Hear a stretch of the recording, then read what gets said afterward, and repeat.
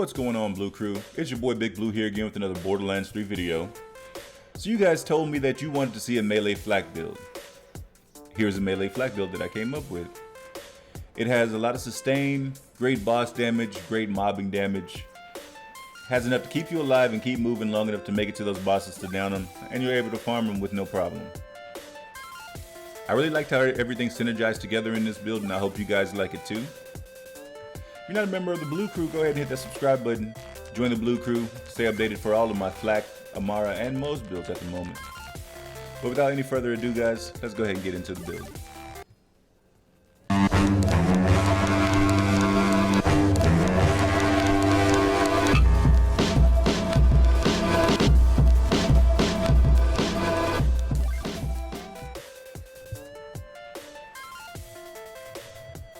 So the first thing I want to do is show you guys here in the true takedown just what this build can do. Just for the people who came here to see the build that I'm actually using, I'm going to give you a clip of the build right here. You're going to have to pause the video if you do want to actually take this part down. But that is the build there. Like I was saying earlier, the grenades are what do most of the damage in this build. Yes, my shots can do some great damage with Groundbreaker, but I don't need it because my grenades are what do the bulk of my damage. I have extra grenade damage in the build and extra melee damage to get the most out of the redundant face puncher. But as you can see, it makes easy work of pretty much everything. I honestly didn't think I was going to be able to do this with Flak because of the life. As you can see, my shield's only 161. It's not like it's crazy. So my shield runs out pretty regularly, but I'm able to keep myself alive with a white elephant. I'm using a knife drain white elephant, and that's actually what keeps me on my feet and keeps me able to keep moving, shall we say.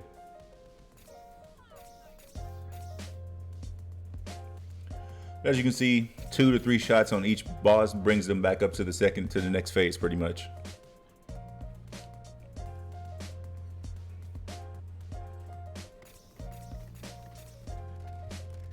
One thing I will talk about later, and I guess I'll point it out now, is that you're going to see me using different, instead of like the constant fadeaway, I'm going to be using 3-shot fadeaway with my regeneration instead, just to keep myself alive easier. But when you're just like trying to boss farm, it's easier the other way, honestly.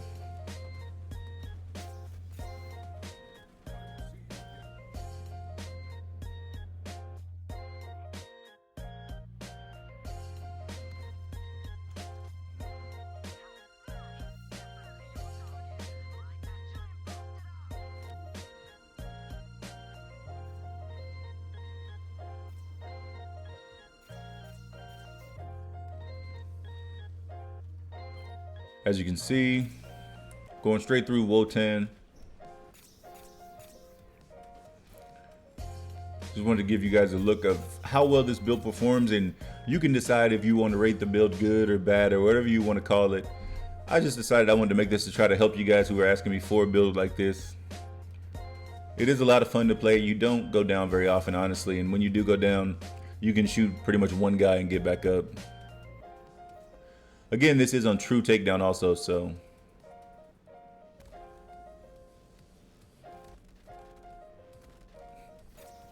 I know I said that you don't go down very much, but as you can see, I'm going down more than that. But I get back up pretty easily.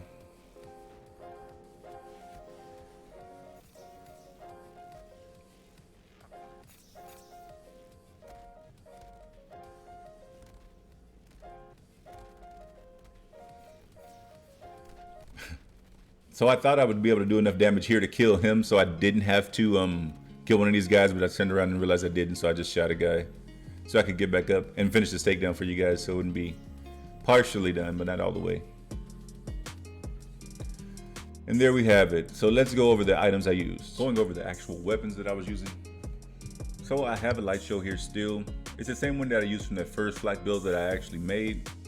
The light show, is a great gun. It does great damage on any Vault Hunter, so I thought I'd leave it in here just so I could have something with a little bit more kick if I needed it. But as you've seen from all the clips earlier, I didn't really need it, but just in case, you know. Along with the Stuffed Plague Bearer, kind of serves the same purpose. Don't really need these two, but if I do need these two, helps me get out of fight for your life, which you don't go into very often, and you can just use your deep dive face puncher. I'm using one with the 390 anoint because my grenades usually kill most things before I have a chance to do anything else. My grenades are my major damage dealing thing out of this build. Yes, I am going like gun damage and melee damage and everything else, but that grenade damage is what kills those bosses and what kills all those enemies as I'm fighting them. I also have this redundant face puncher. It shoots 14 pellets instead of the 7 like the deep dive. But I like the deep dive before those 7 pellets because I get more shots off, which I get more grenades. Granted, you could, if you had one that was redundant, you'd have more grenades applying faster, so maybe it would work better. I'm not really sure, but you're free to try it out if you do have it. I'm using a level 1 brawler ward. The reason I'm using this is because that shield capacity is going to get knocked down fast and give me that extra damage. It seems to only work well against mobbing, where I don't really need that extra damage, but on bosses I can kill them even without the extra damage, so it's perfectly fine, you know, it doesn't really matter. I'm using a Mongoose Shareware Deadeye as my class mod. I'm using it because I get that extra 35% damage against enemies above 75% health, so I'm able to down them faster. So the 3 things that you're going to see different about my actual skill tree that I'm going to show you guys just a picture of, and you have to pause the video to get that, and the actual skill tree that I'll be using. So I'm going to have 2 more into the two Fang. I have more into certain skills because of my class mod. So that's the reason my skill tree looks a little different, and that's the only reason. Extra projectile chance is nice for the build that I'm doing right now. Anyways, using a Deadeye class mod gives me that extra damage if they're above 75% health. So this is how I sustain myself, to be honest with you. With the knife drain White Elephant, the White Elephant gives me those grenades from my face puncher because it is melee damage. Sure, all of you already know this because has been a combination since we had the Unforgiven and the White Elephant with the face puncher combination, you know, where you crit swap. People don't really do that anymore because you don't need to anymore because melee damage has been scaled correctly, so it makes it a little better. But I still need something to keep me alive with Flak, so that's why I went with this knife drain White Elephant. It has action skill cooldown rate, area of effect, which applies to those grenades, and melee damage, which applies to my redundant face puncher. And that 75% lifesteal that I get from the White Elephant, the knife drain, that is what keeps me alive.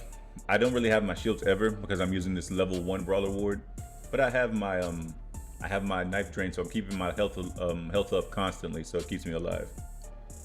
Using the It's Piss with that on grenade throw, I get 25% extra damage. I don't really ever use it, but if I needed to, I always have it in my back pocket. It's always a good thing to have, you know. And the one thing I couldn't show you was what actual skills that I'm using. So I mainly use, as you see me fighting on those bosses and things, I'm using Gorillas in the Mist instead of using Until You Are Dead. But I like Until You're Dead just to help me with the health regen and help me stay alive when I'm mobbing. I always have Unblinking Eye on there for that extra critical hit damage. It's really nice. Those are the only things that you see that you couldn't see on that actual skill tree. But I just wanted to show you everything, how the build worked. Really hope you guys enjoyed it. If you hadn't hit that subscribe button yet, and you go ahead and hit it and join the Blue Crew, you know, stay updated for more Flak, Amara, Modes, and hopefully soon Zane builds. Blue Crew as always, stay medicated, stay elevated. To the next video. Peace.